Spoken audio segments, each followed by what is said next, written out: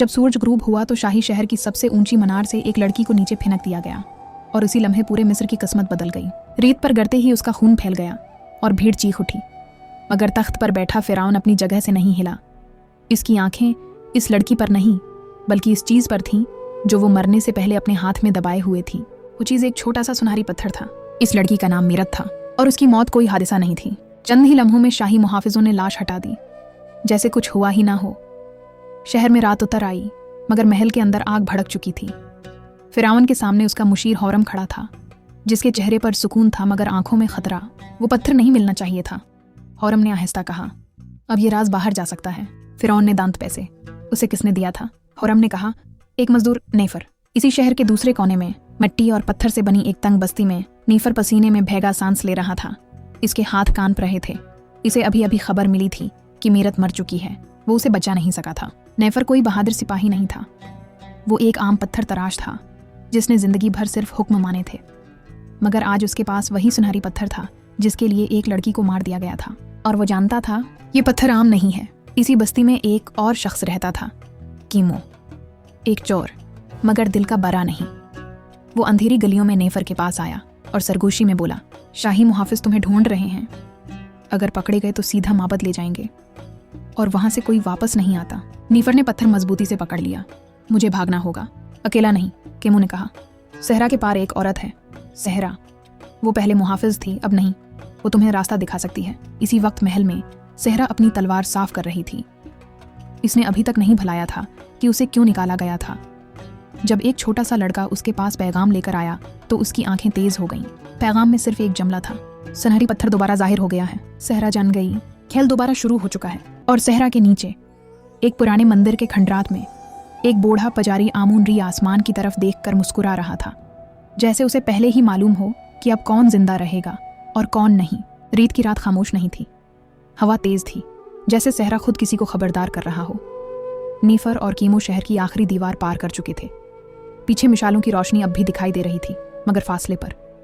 हर कदम के साथ नीफर को लग रहा था कि रीत उसके पांव पकड़ रही है। कीमो ने सरगोशी में कहा, सीधा मत भागो, निशान रह जाते हैं। हवा के खिलाफ चलना सीखो। नेफर ने कभी सहरा में सफर नहीं किया था।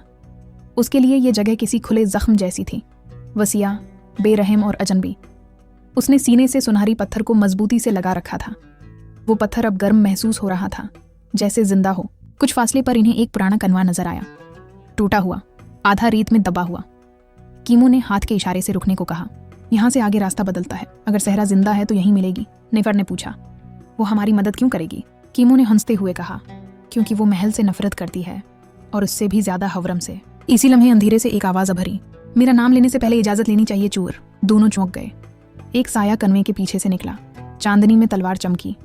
वो सहरा थी, मजबूत, प्रस्कून और आंखों में पुराना गुस्सा। तुम दोनों में से कौन नेफर है? उसने पूछा। नीफर ने एक कदम आगे बढ़ाया। मैं। सहरा ने उसे ऊपर से नीचे तक देखा। तुम इस लड़की को जानते थे? मीरत को। नेफर की आवाज भरा गई। वो मरी नहीं चाहिए थी। सहरा ने नजरें फेर लीं। इस महल में किसी की मौत इत्तेफाक नहीं होती। आओ, यहाँ से चलो। शाही मुहाफिज ज्यादा दौर नहीं है। वो तीनों सहरा की गहराई में उतर गए। रास्ता मुश्किल था, कहीं रेत नरम, कहीं पत्थर तेज। चंद घंटों बाद नेफर की सांस टूटने लगी। सहरा ने उसे पानी दिया।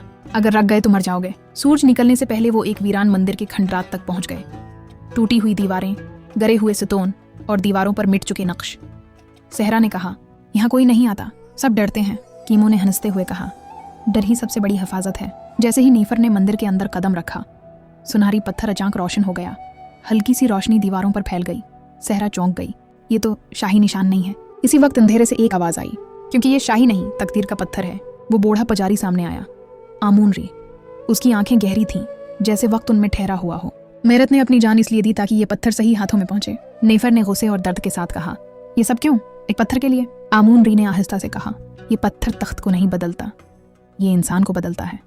जो उसे पकड़ता है, इसकी असल सामने आ जाती है। इसी लम्हे मंदिर के बाहर घोड़ों की आवाज सुनाई दी। मिशालों की रोशनी दीवारों पर नाचने लगी। सहरा ने तलवार खींच ली। वो हमें ढूंढ चुके हैं। कीमो ने दरवाजे की तरफ देखा। हम फंस गए हैं। आमून री ने नेफर की तरफ देखा और कहा, अब फैसला तुम करोगे, भागोगे या सामने खड़े होगे?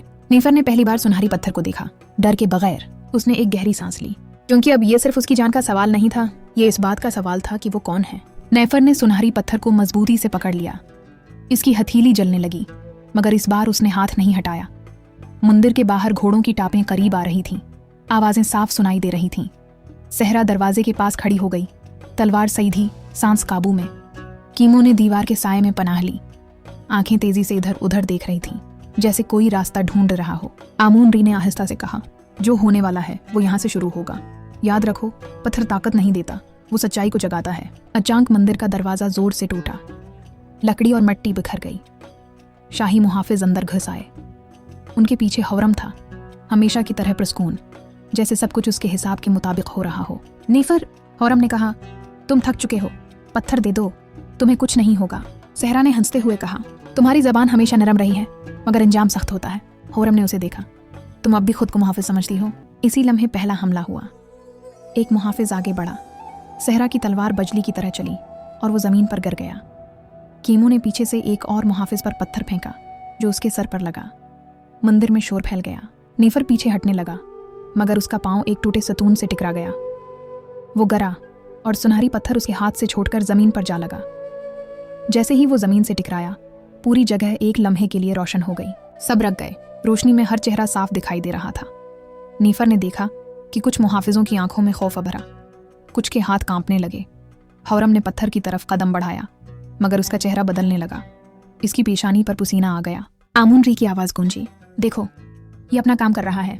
हौरम ने अचानक रखकर कहा, ये झूठ है, ये सब फरेब है। मगर उसी लम्हे कीमो ने पीछे से कहा, फरेब या डर? सब चौंक गए। कीमो नेफर के करीब आ चुका था। इसकी आंखें अब मुख्तलिफ थीं, नरम नहीं बल्कि हिसाब लगाती हुई। मुझे माफ करना नेफर, उसने कहा, मैं हमेशा तुम्हारे साथ नहीं था। सहरा ने तलवार उसकी तरफ मोड़ी। क्या मतलब है उसका? कीमो ने हाथ उठा दिए। हौरम ने मुझसे सौदा किया था, सोने के लिए नहीं, आज़ादी के लिए। नेफर को लगा जैसे सीने में कुछ टूट गया हो। तुमने हमें बेच दिया? कीमो ने नजरें झुका ली। मैं जिंदा रहना चाहता था। हौरम मुस्कुराया, मगर वो मुस्कुराहट कमजोर थी।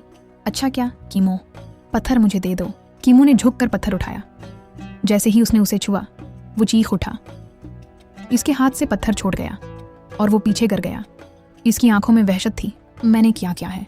वो बड़बड़ाया, मैंने सबको धोखा दिया। ये पहला मौका था जब सबने देखा कि पत्थर सिर्फ रोशनी नहीं बल्कि ज़मीर जगाता है। हौरम पीछे हट गया। उसे मत छूना, उसकी आवाज़ में घबराहट थी। नेफर ने ज़मीन से उठकर पत्थर दोबारा उठाया। अब उसके हाथ नहीं जल रहे थे। उसने सीधा हौरम की तरफ देखा। तुम उसे इसलिए चाहते हो क्योंकि तुम खुद से डरते हो। सहरा ने कदम आगे बढ़ाया। मुहाफिजों में हलचल मच गई। कुछ पीछे हटने लगे, कुछ ने तलवारें गरा दें। आमून री ने आसमान की तरफ देखा और कहा, अब रास्ता खुल रहा है, मगर कुर्बानी के बगैर नहीं। मंदिर के बाहर से चीखें आईं। मजीद मुहाफिज आ रहे थे।